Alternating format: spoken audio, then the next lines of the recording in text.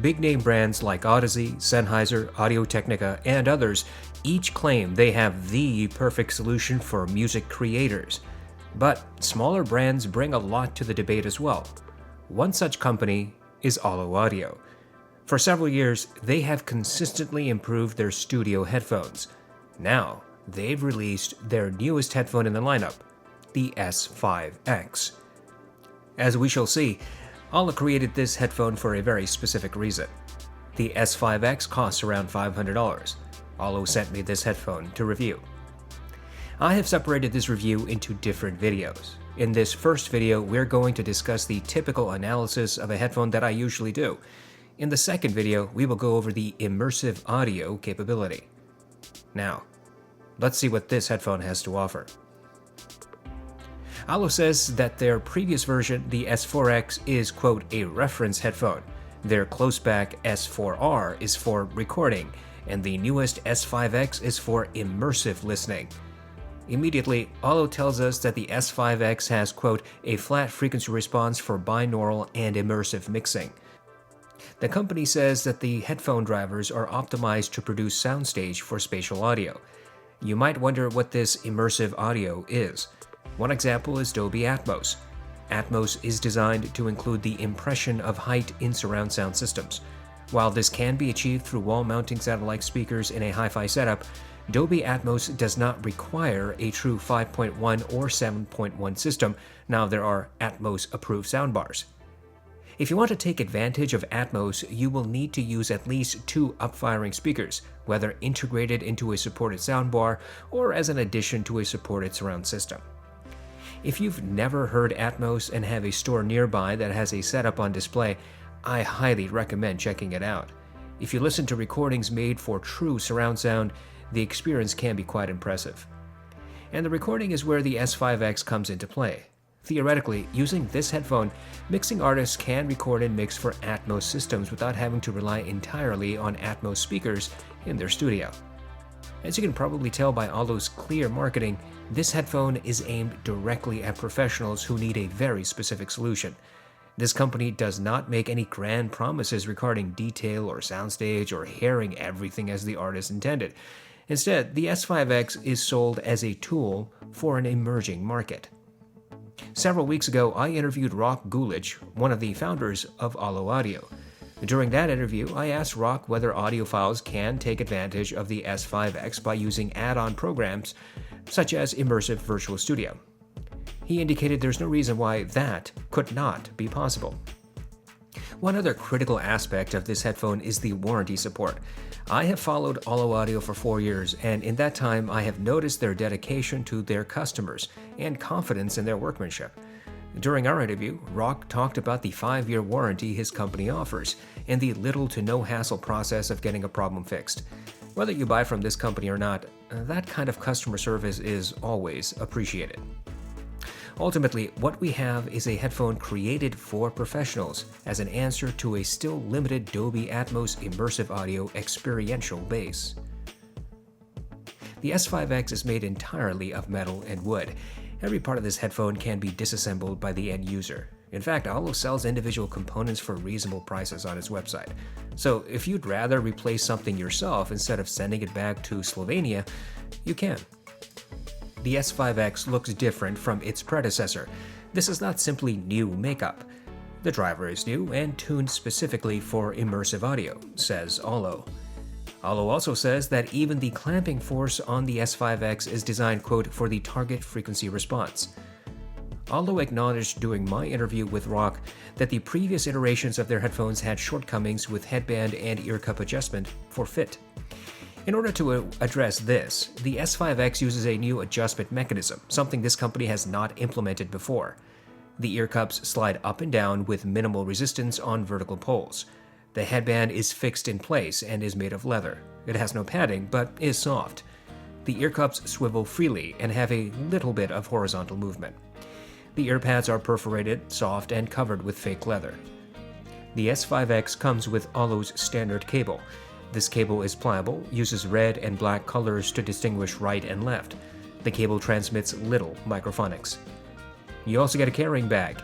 Sadly, we do not receive spare earpads, and at this price range, that continues to be a shortcoming among many, many companies. On the bright side, the earpads are not proprietary, and you can find alternatives fairly easily. OLLO includes in the packaging an instructional manual and a warning card explaining that you should not press on the outside of the ear cups. This is an issue that other companies deal with, but of course not in such a clear and careful way.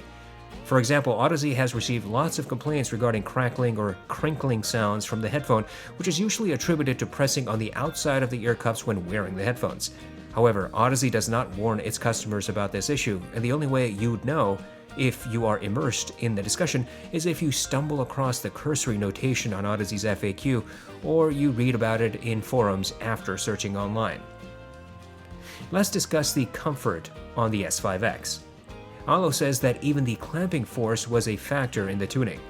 This is not unique to OLLO, but it does mean that if the headband seems too tight for you, that's by design.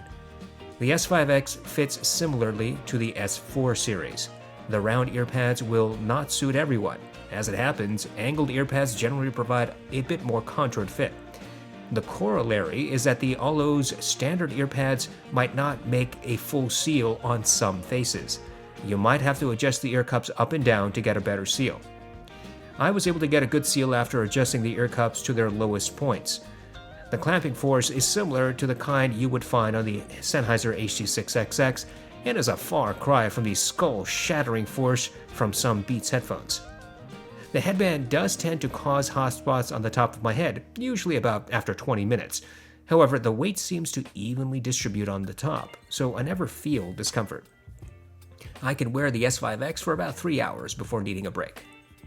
Overall, OLLO once again has created a headphone with a unique style, fully user-replaceable parts, and quality components.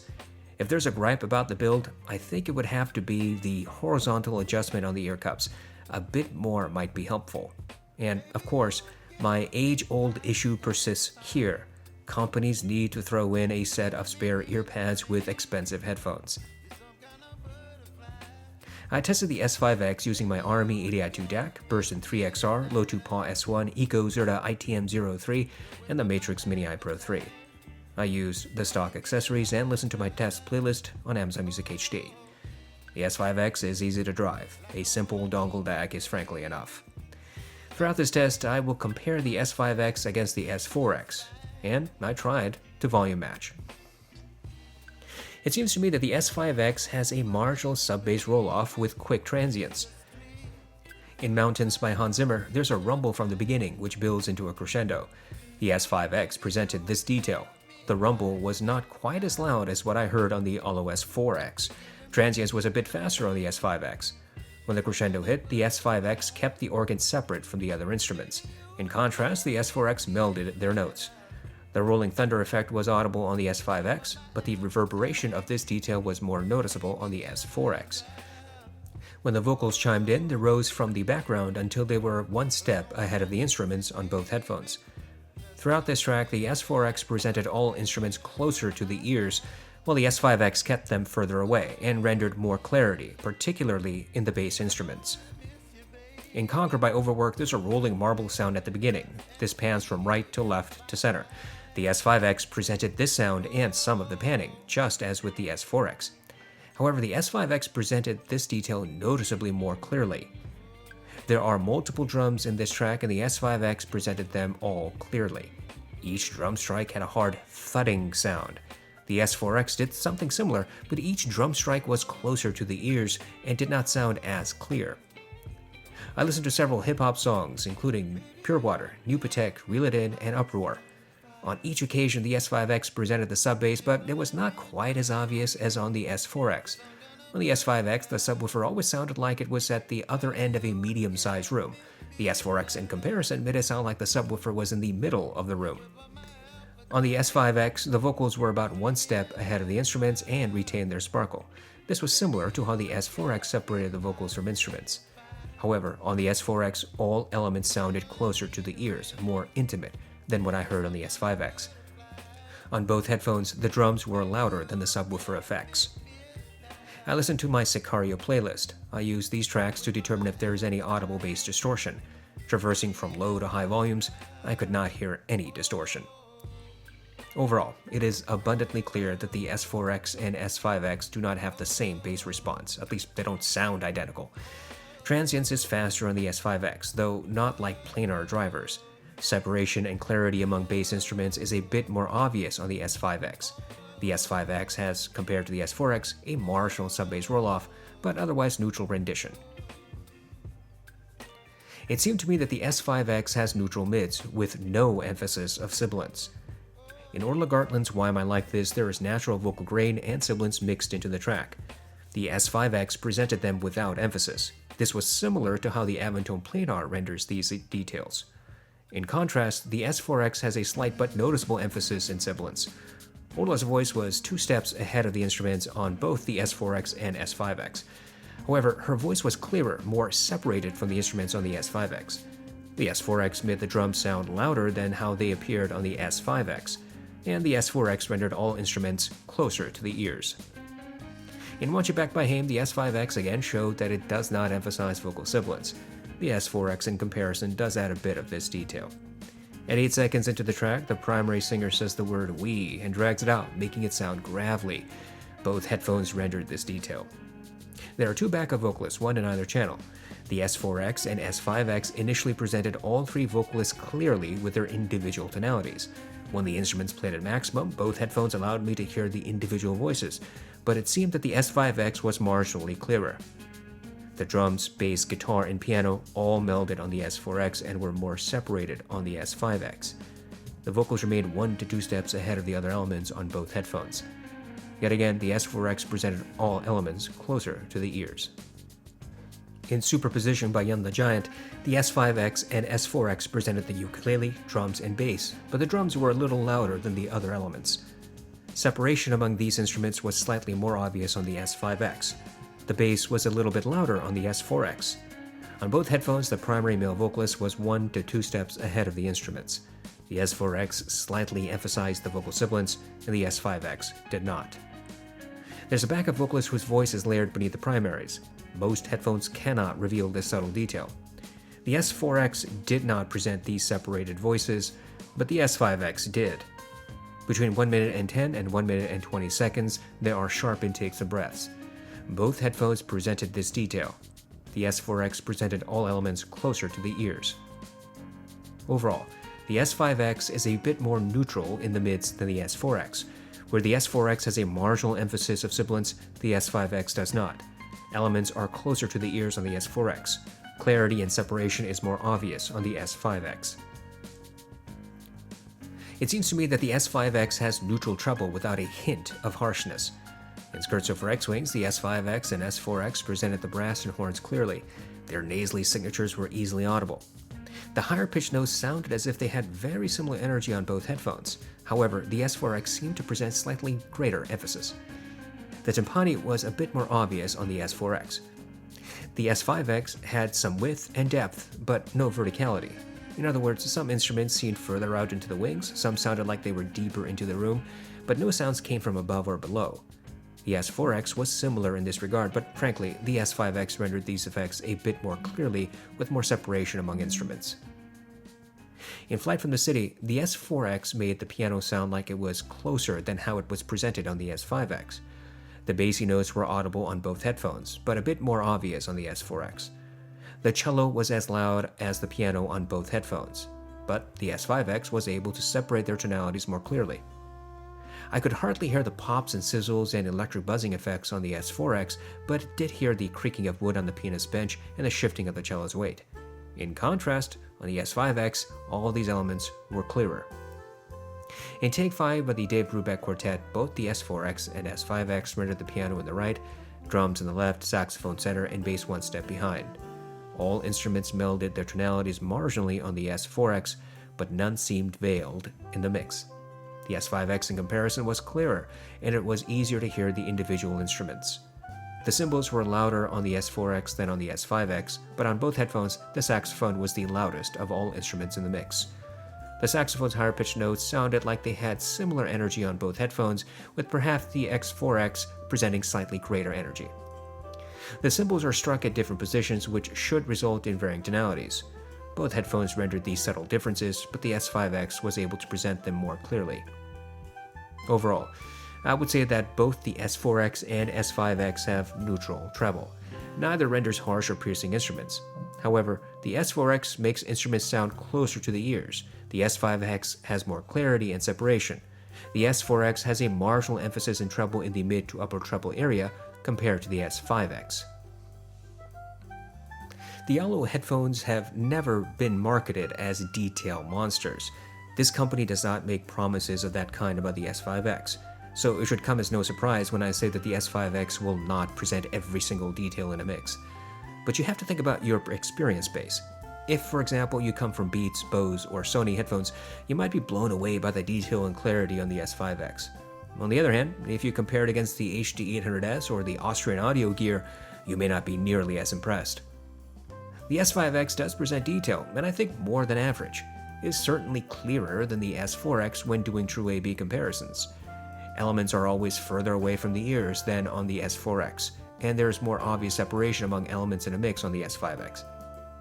Creaking of wood, shifting of a cello's weight, sharp intakes of brass, multiple vocalists, twangs of guitar strings, nasally signatures of brass and horns, these types of details are clear. Even more subtle details can be heard on the S5X, though you won't necessarily find them jumping out at you. For a more quantitative test, I use the song New Light by Kazuki. This track has layers of details, including the sound of children playing, wind, rustling of grass, synth, piano, and footsteps. I count the number of steps I can hear in the first 60 seconds.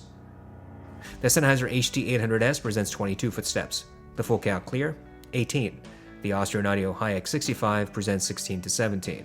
The HiX55 presents 16 footsteps. The HiX15 and X25BT present 13 to 14. The Hi-Fi Man Sundara, Avantone Planar, Sifka Phoenix, and Beyerdynamic DT1990 present 10 to 11. The Monolith M1070, M1570, Sifka Robin, and Ultrasone Pro 1480i all provide 8 to 9. The audeze LCD2 Closed and LCD2 Classic provide 7 to 8. The older M1060C provides 7.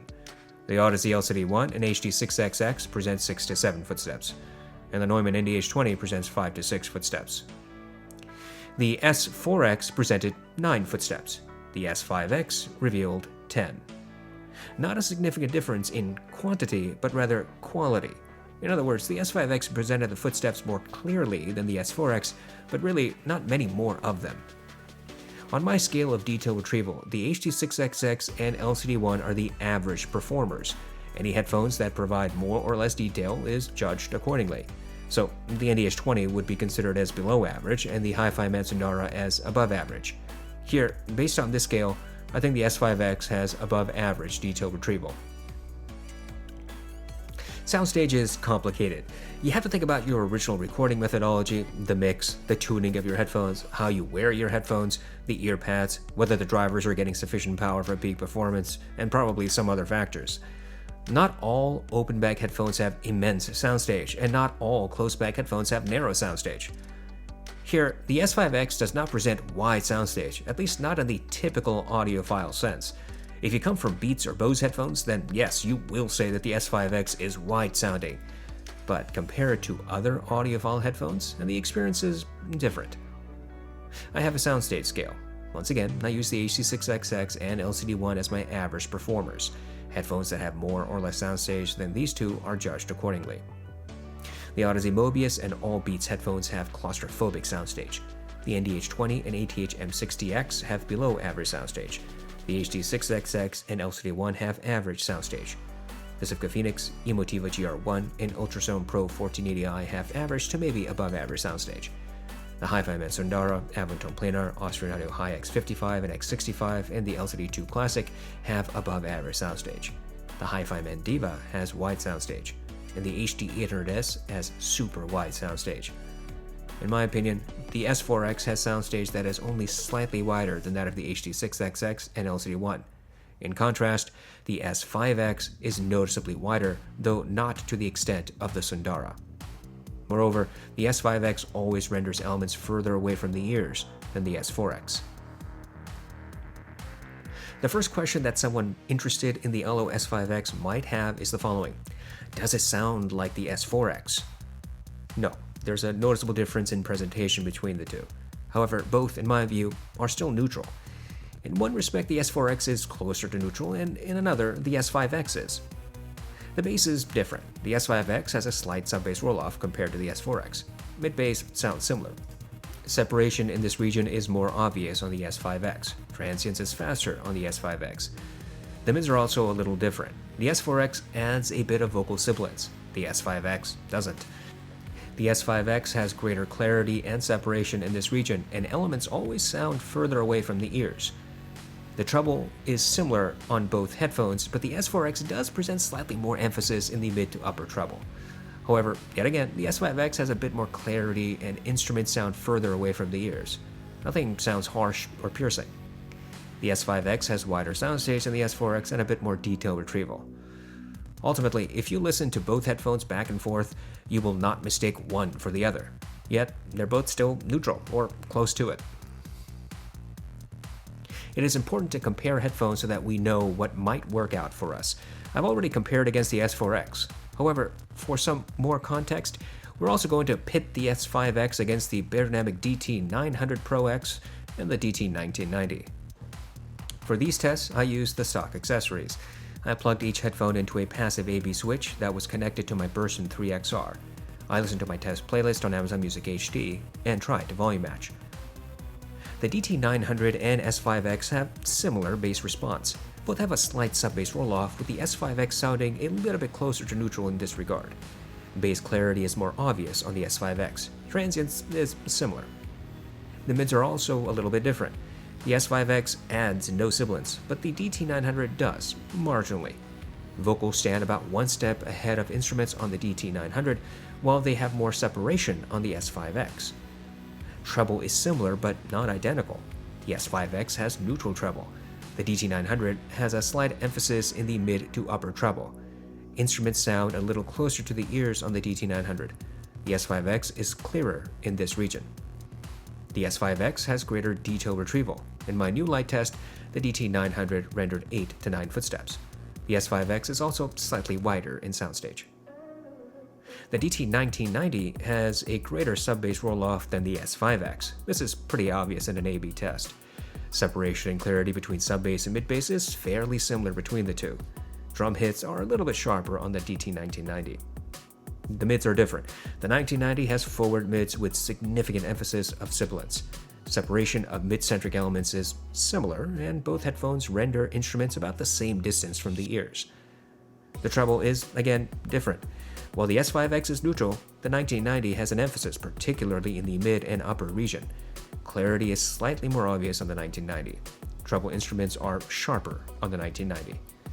The 1990 has slightly greater detail retrieval and slightly wider soundstage. Hopefully, some of this will help you decide if any of these headphones are right for you. Nothing beats listening for yourself, using your own music in the comfort of your own home. The bottom line is that all of these headphones sound different. Similarities may be present in some regards, but none are identical to any other. We still have to discuss the S5X and how it performs with immersive audio, but that is a discussion for the next video. Here, we just need to figure out how the S5X performs in typical terms.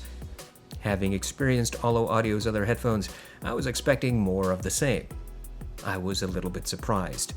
Yes, the S5X is neutral, but it does not sound like the S4X. In fact, there are more similarities between the S4X and the original S4 than there are between the S5X and any of OLLO's other headphones. The S5X has a slight sub-bass roll-off, but neutral mid-bass. Separation in this region is clear and transience is quick. There's little bass bleed into the mids. The mids are neutral.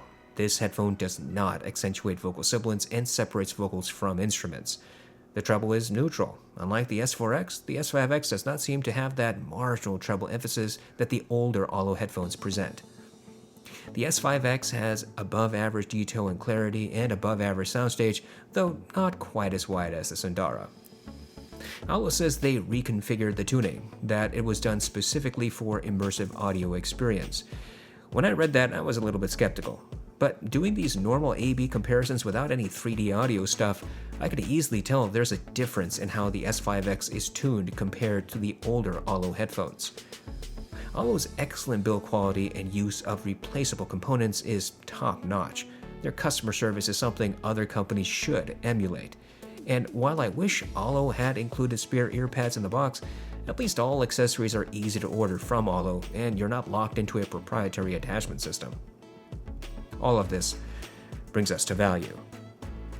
Look, if you are the specific target market OLLO is aiming at with the S5X, then you've probably done plenty of research. You must be thinking of getting into Dolby Atmos or immersive audio mixing and mastering. But if you're a typical audiophile or a professional who has not much interest in immersive audio, then should you really spend upwards of $500 on this headphone? That really depends on your needs. Clearly, we have excellent alternatives that are much cheaper.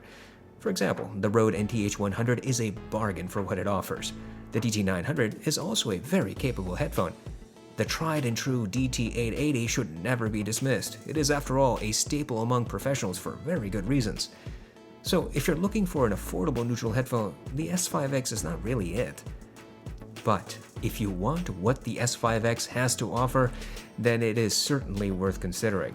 There is enough here to justify the price tag if you are in this headphone's target market.